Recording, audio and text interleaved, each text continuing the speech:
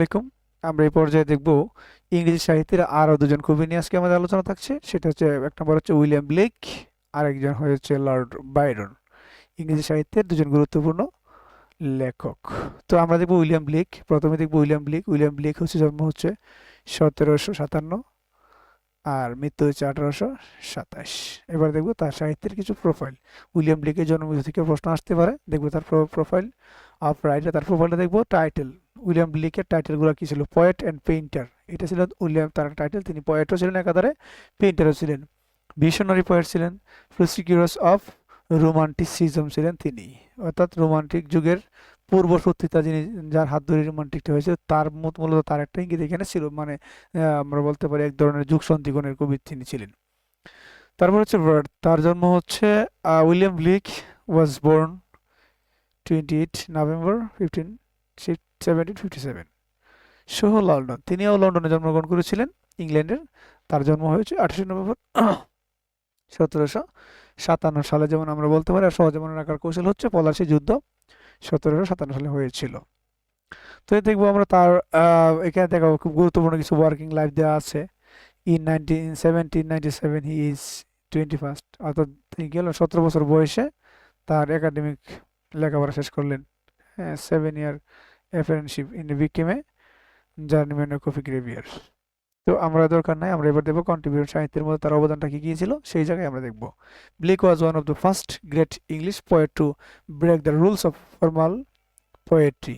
তিনি যে সমসাময়িক যে নিয়ম বা বিধিবিধান ছিল সেগুলো লঙ্ঘন করে নতুনত্বের দিকে নিয়ে যাওয়ার কবি ছিলেন তিনি। অর্থাৎ একটা সময় রোমান্টিক যুগের আগের যে যুগটা ছিল মেটাফিজিক্যাল, সেই জায়গা থেকে আমি দেখলাম যে রোমান্টিক যুগের সূচনার পূর্বে যে যুগটা ছিল সেই যুগে আসলে যে রুলস নিয়ম অনুযায়ী মানুষ লেখালেখি করতো সেইগুলাকে তিনি ভেঙে দিয়ে নতুন যুগের সূচনা করেছিলেন, সেই জন্য এটা বলছে ব্রেক করেছিলেন। তারপর হচ্ছে William Blake. Blake's poem the Tyger is the most anthologised poem in the English সাহিত্য। ইংরেজি সাহিত্যে যে প্রথম যে প্রাচীন কবিতা এর মধ্যে আছে দ্য টাইগার। তারপর Blake has tremendous influence on singer songwriter like Bob Dylan, John Lennon, Jim Morrison. Blake was a great artist. He was the first artist to the graphically depict horrors of slavery. His poem, the title, the little black boy, তিনি এটা দাসপ্রথার বিরুদ্ধে যিনি কিছু লিখেছিলেন সেই ভয়াবহতা তুলে ধরে তিনি লিখেছিলেন কি? The black boy, called understanding and her obedience. Blake also called for reform of what he called the satanic mills of modern industrialisation, অর্থাৎ আধুনিক যে শিল্পায়নকে নিয়ে তিনি একটা লেখা লিখেছিলেন, সেই জন্য তাকে বলা হতো সাতানিক মিলস। তারপর দেখবো তার মৃত্যু হয়েছে 1827 সালে। তার বয়স যখন ছিল 69 বছর। তার লিটারেরি তার সাহিত্যিক কর্মে কি কি অবদান করে লিখেছিলেন, কি কি সাহিত্য উনি লিখেছিলেন, তার মধ্যে আছে কি song of innocence, song of experience, Milton, London, তারপর the marriage of heaven and hell, nurse songs, chimney sweeper, the little black boy. এটা ছিল তার গুরুত্বপূর্ণ কিছু পোয়েট্রি। তার কিছু গুরুত্বপূর্ণ পোয়েমের মধ্যে কি কি আছে? To the evening star, to spring, the tiger, the lamp. এবার দেখবো লর্ড বাইরন, আমাদের ইংরেজি সাহিত্যের আরেকজন গুরুত্বপূর্ণ কবি লর্ড বাইরন। লর্ড বাইরন খুবই গুরুত্বপূর্ণ।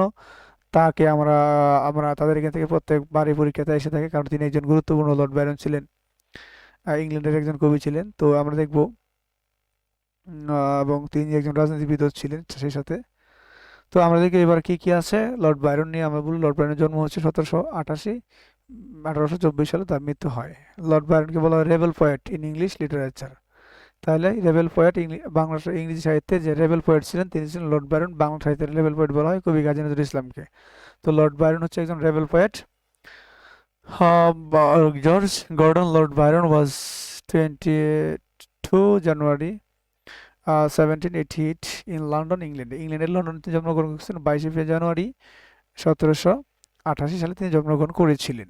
তার আর্লি লাইফটা আমার পড়া দরকার নাই, তোমরা যে ওয়ার্ক অ্যান্ড লিটারারি এই কেরিয়ারটাকে থেকে একটু পড়ে নিতে পারো, তিনি কী করেছিলেন জীবনে সেটা আমরা সহজে করে নিতে পারি। তো আমরা এখান থেকে পুরো কন্ট্রিবিউশন, তিনি আসলে আমাদের জন্য কী রেখে গেছেন এবং ইংরেজি সাহিত্যের জন্য কি মেসেজ কি কি লেখা লিখেছেন এর মধ্যে আছে কি কি। চাইল্ড হ্যারল্ডস পিলগ্রিমস তার বিখ্যাত কবিতা। তাহলে লর্ড বাইরনের বিখ্যাত কবিতার নাম হলো Charles Harold's pilgrim. Childe Harold's pilgrim. তারপরে দেখবে কন্ট্রিবিউশনের মধ্যে ঠিক আছে, গ্রিস এর স্বাধীনতা যুদ্ধে অংশগ্রহণ করায় গ্রিকরা তাকে দ্য ন্যাশনাল হিরো হিসেবে গণ্য করেছিলেন। তাহলে গ্রিকদেরকে যখন স্বাধীনতা যুদ্ধ করে তখন তার সাথে অংশগ্রহণ করেছিলেন লর্ড বাইরন, সেই জন্য তাকে বলা হয় ন্যাশনাল হিরো। এরা গ্রিকরা তাকে উপাধি দিয়েছিলেন। বাইরন এর কন্যা lady Ada Lovelace, lady Augusta Lovelace, যেটা বলে অ্যাডা লাভলেস আমরা সংক্ষেপে বলতে পারি, পৃথিবীর প্রথম কম্পিউটার প্রোগ্রামার, অর্থাৎ কম্পিউটার প্রোগ্রামিং এর রচনা প্রথম করেছিলেন অ্যাডা লাভলেস। তো অ্যাডা লাভলেসকে বলা হয় প্রথম প্রোগ্রামার। হ্যাঁ, এরপর দেখবো আমরা the phrase United Nations is borrowed from Byron's Childe Harold's pilgrim.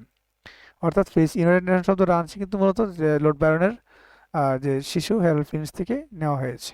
তারপরে দেখবো আমরা এখানে দেওয়া আছে ডেথ, তার মৃত্যুবরণ করেছিলেন তিনি ডায়েড অন 19 এপ্রিল 1824, অর্থাৎ 1824 সালে 19 এপ্রিল তিনি মৃত্যুবরণ করেন।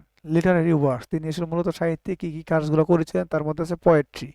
তিনি যে পোয়েট্রিগুলো লিখেছিলেন তার মধ্যে এগুলো কি হচ্ছে, hours of idleness, Don Juan, the vision of judgement, heaven and earth, এইগুলো তার গুরুত্বপূর্ণ পোয়েট্রি। তার মধ্যে আছে গুরুত্বপূর্ণ পোয়েম, তার গুরুত্বপূর্ণ পোয়েমগুলো কি, she walks in beauty, Lord বাইরনের লেখা শি ওয়াক্স ইন বিউটি।